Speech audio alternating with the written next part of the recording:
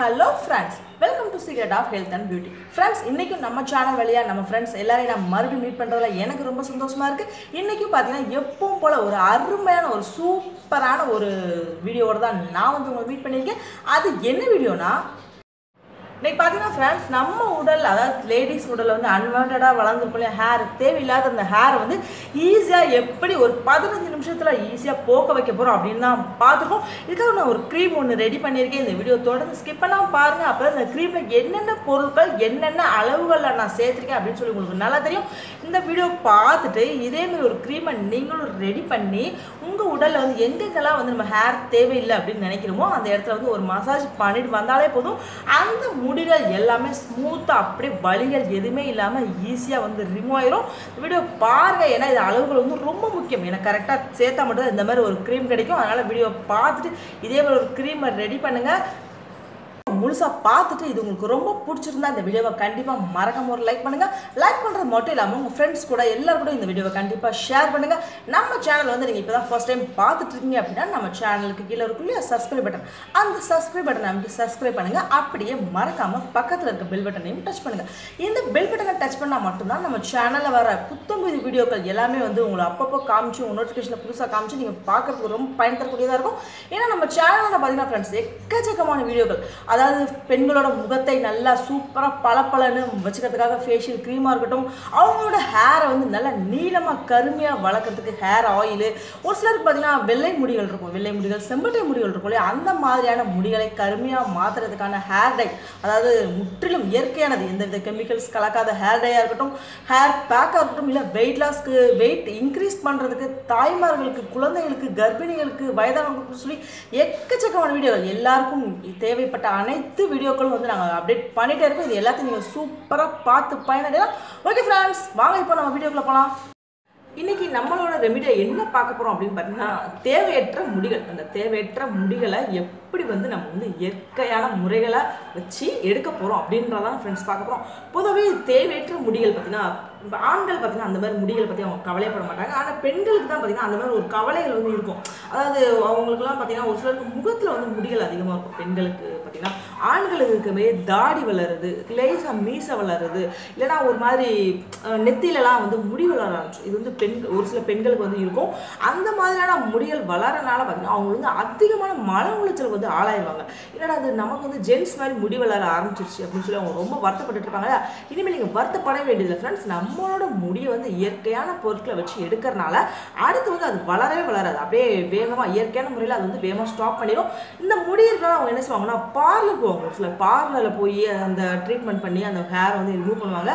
அந்த மாதிரி ரிமூவ் பண்ணுறதுனால பார்த்தீங்கன்னா அந்த முடிகள் வந்து வேகம் இன்னும் வளரதான் ஆரம்பிக்குமே தவிர அப்படியே ஸ்டாப் ஆகாது.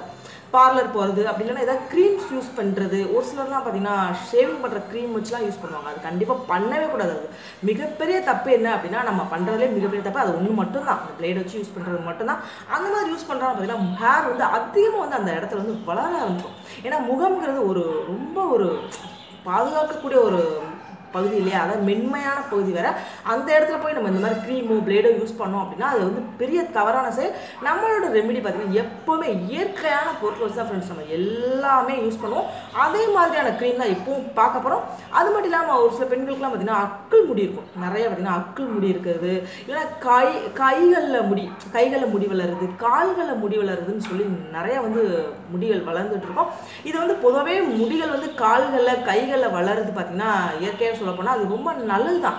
ஏன்னா நம்ம வேர்வையை வந்து நல்லா அந்த எப்படி சொல்கிறது நல்லா உடல் வேர்க்கும் போது அந்த வேர்க்கும் போது பாருங்களேன் நம்ம கை நல்லா பார்த்தா தெரியும் அந்த வெள்ளை வெள்ளையாக இருக்கும். அதாவது உப்பு வந்து தேவையில்லாத அந்த உப்பு வந்து அப்படியே மேலே வந்து அந்த ஃபில்டர் பண்ணிடும் அந்த முடிகள் வந்து.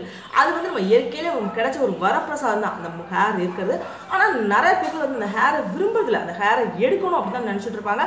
நீங்கள் உண்மையை சொன்னால் அந்த ஹேரை எடுக்கணும்னு அவசியமே இல்லை ஃப்ரெண்ட்ஸ். அதாவது கையில் இருக்குது காலில் இருக்கிறது சொல்கிறேன், எடுக்கணும் அவசியமே இல்லை. ஏன்னா எடுத்தீங்க அப்படின்னா கண்டிப்பாக நம்ம உடலுக்கு தேவையான அந்த எப்படி சொல்கிறது, நிறையா வந்து ஏன்னா கடவுள் கொடுத்த குடை தானே அது. அந்த ஹேரை நம்ம எடுக்கிறதுனால பார்த்தீங்கன்னா நம்ம உடம்புக்கு வேறு ஏதாவது பக்க விளைவுகள் தான் ஏற்படுமே தவிர நம்ம உடம்பு நல்லதோ இல்லை கிடையவே கிடையாது. ஒரு சிலர் அந்த ஸ்கர்ட் போடுவாங்க, ஸ்கர்ட் போடுறது அந்த மாதிரி போடுறவங்களாம் என்ன செய்வாங்க, இந்த ஸ்லீவ்லெஸ் போடுவாங்க. அவங்களாம் வந்து கைகளில் இங்கே தெரியும் போது முடி இருக்கிறது வந்து ரொம்ப அசிங்கமாக இருக்குதுன்னு சொல்லி வந்து வேஸ்லின் யூஸ் பண்ணுறது இல்லைன்னா பார்லர் போடுறதுன்னு சொல்லி அவங்க எடுத்துகிட்டு இருப்பாங்க. அதனால் பார்த்தீங்கன்னா அவங்க அழகு தான் கூடுமே தவிர அவங்களோட ஆரோக்கியம் வந்து கண்டிப்பாக கெட்டு தான் போகும். ஏன்னா நான் சொன்ன மாதிரி அந்த உப்பெல்லாம் ஃபில்ட்ரு பண்ணுறதுனால தான் பார்த்தீங்கன்னா அவங்களோட உடல் வந்து கரெக்டான ஒரு வெப்பநிலையில் அந்த கரெக்டான ஹீட்டில் இருக்கும். அதனால தான் சொல்கிறேன், இவங்க அந்த மாதிரி கையில் இருக்கிறது ஹேரில் இருக்கிற ஹேர்லாம் எடுக்க வேணாம். மற்றபடி இந்த அக்கல் முடியாக இருக்கட்டும், நம்மளோட அந்த எப்படி சொல்கிறது தாடையில் இருக்க முடியல், இந்த மாதிரி தேவையில்லாத முடியலை வந்து நம்ம ரிமூவ் பண்ணிடலாம். அதை வந்து நீங்கள் வந்து கண்டிப்பாக வந்து எப்படி எடுக்கணும் அப்படின்னா இந்த மாதிரி இயற்கையான பொருட்களை தான் எடுக்கணுமே தவிர நம்ம வந்து இந்த வேஸ்லின் யூஸ் பண்ணுறது இல்லைனா ஒருத்தவங்க பார்த்தீங்கன்னா ஹீட் பண்ண மாதிரி ஒரு மாதிரி சூடாக இருக்குவாங்க அந்த வேஸ்லின் தான் யூஸ் பண்ணுவாங்க, பிளேட் யூஸ் பண்ணுவாங்க. இதனால் பார்த்தீங்கன்னா கண்டிப்பாக அந்த இடத்துல ஏதாவது வெட்டு வந்துருச்சு அப்படின்னா அந்த இடத்துல ஆறவே ஆறாது. ஏன்னா அக்கல் பகுதியெலாம் பார்த்தீங்கன்னா ரொம்ப சென்சிட்டிவான பகுதி. அந்த இடத்துல நம்ம பிளேடை வச்சு யூஸ் பண்ணோம் அப்படின்னா அங்கெல்லாம் பார்த்தீங்கன்னா அந்த காயங்கள் வந்துருச்சு அப்படின்னா அது ஆறவே ஆறாது. ஏன்னா அந்த இடத்துல வேர்வை வந்து வந்துகிட்டே இருக்கணும், அந்த இடத்துல புண்களும் ஆறாது, நமக்கு வந்து வலி வேதனை வந்து ரொம்ப அதிகமாக இருக்கும். அதனால தான் சொல்கிறேன், இந்த மாதிரி பண்ணாதீங்க. பார்லரில் போய் காசு நம்ம வந்து செலவழிக்கணும் அப்படி அவசியமே இல்லை. ஏன்னா ஒரு வட்டம் நம்ம வந்து பார்லர் போயிட்டு வரதுக்கே பார்த்தீங்கன்னா ஒரு 1000 கிட்ட ஆகுதுன்னு கூட நான் கேள்விப்பட்டேன். இந்த மாதிரி காசை நம்ம செலவழிக்காமல் நம்மளோட நேரத்தையும் செலவழிக்காமல் வீட்டில் இருக்கக்கூடிய பொருட்களை வச்சு நம்ம சூப்பராக அந்த ஹேரை எப்படி ரிமூவ் பண்ண போகிறோம் அப்படின்னு தான் இன்றைக்கி பார்க்க போகிறோம். இந்த ஹேர் ரிமூவ் பண்ணுறதுக்கு நான் ஃபர்ஸ்ட் நம்ம ரெமெடிக்கு எடுக்கக்கூடிய பொருள் என்ன அப்படின்னு பார்த்தீங்கன்னா, இன்னைக்கு பார்த்தீங்கன்னா நம்மளோட உடல், அதாவது பெண்கள் மேக்ஸிமம் பெண்களுக்கு தான் வந்து ரொம்ப தேவைப்படும். அதாவது பெண்களோட உடலை வந்து அன்வான்டாக இருக்க அந்த ஹேரை வந்து எப்படி ரிமூவ் பண்ண போகிறோம் அப்படின்னு தான் நான் பார்க்க போகிறோம். இதுக்கு வந்து ஒரு க்ரீம் வந்து நான் ஒன்று ரெடி பண்ண போகிறேன்.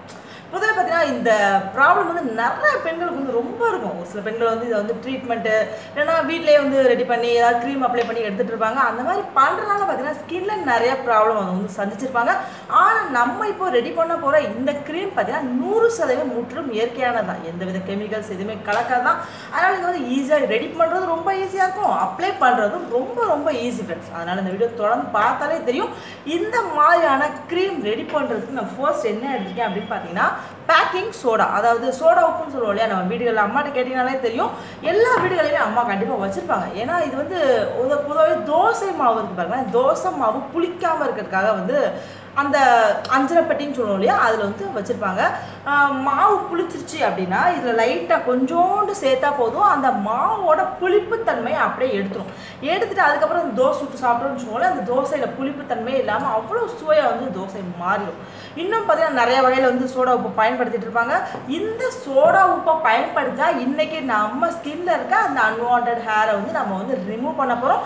இப்போது இந்த சோடா உப்பு கூட அடுத்ததாக வந்து நான் என்ன எடுத்துக்க போகிறேன் அப்படின்னு பார்த்தீங்கன்னா மஞ்சள் தூள் தான் ஃப்ரெண்ட்ஸ் எடுத்துருக்கேன். பொதுவாகவே மஞ்சள் தூளை பற்றி எல்லாருமே நல்லா தெரியும். அதாவது மஞ்சள் வந்து நம்ம உடலில் இருக்க முடியை வந்து நல்லா உதிர்த்துறதுக்கு ரொம்ப ஹெல்ப்ஃபுல்லாக இருக்கும் அப்படின்னு சொல்லி தெரியும். ஏன்னா பிறந்த குழந்தைகளுக்குலாம் நிறைய பேர் பார்த்தீங்கன்னா முடிகள் வந்து இருக்கும் அதிகமாக, அந்த காதுகிட்ட முதுகுலலாம் பார்த்தீங்கன்னா முடிகள் இருக்கும்.